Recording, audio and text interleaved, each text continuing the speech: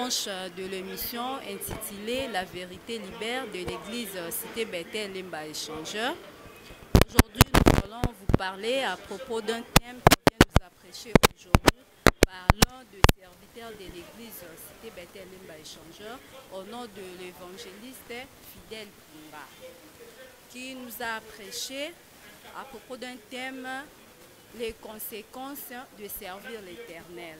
Sans plus tarder, nous allons recevoir l'un des papas de l'église Cité Bethel Lemba Échangeur au nom de papa Casimir que je nini oyo koki koloyebisa bana nzambe selon boyebi to connaissance na yo oyo olandi lelo. Merci beaucoup ma soeur. Nous avons suivi aujourd'hui la prédication de la part de l'homme de Dieu, papa Fidèle Punga, qui nous a parlé aujourd'hui sur le thème qui a fait la continuité, le thème du mois que nous avons suivi pendant tout le mois de mars qui venait de s'achever. Il a parlé sur... il a fait la lecture de différents textes bibliques, mais le texte principal c'est l'Exode chapitre 23, verset 25, où il est déclaré que vous me servirez et je vous bénirai.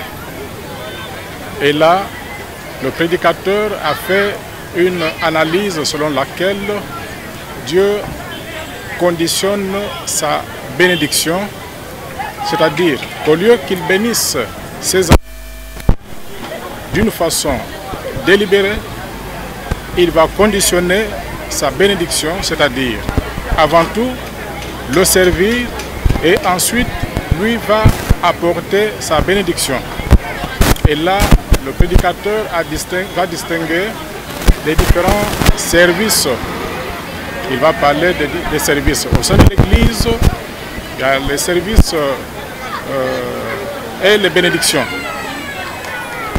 L'homme de Dieu a distingué le type de serviteur. Il a parlé des serviteurs actifs et il a parlé des serviteurs passifs.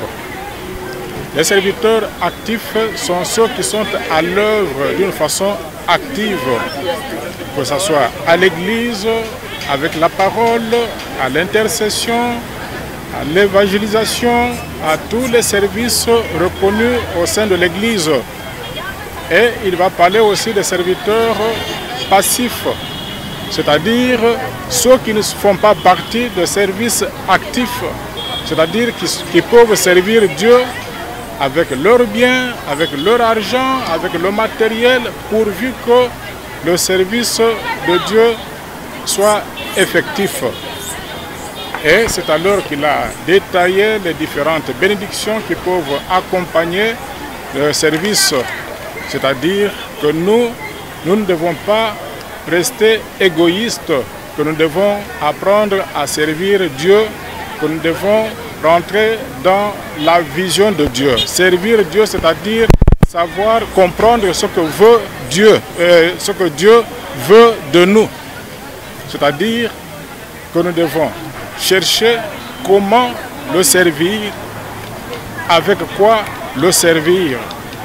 C'est comme ça que l'homme de Dieu a fait autant d'exhortations, il a fait des démonstrations, il a parlé des serviteurs ou des personnalités bibliques qui ont servi le Seigneur, et il a chuté par Amos, celui-là qu'il a qualifié de serviteur excellent, c'est-à-dire qu'il n'a pas conditionné, il n'a pas avancé les arguments pour servir Dieu, qu'il a servi Dieu de tout son cœur.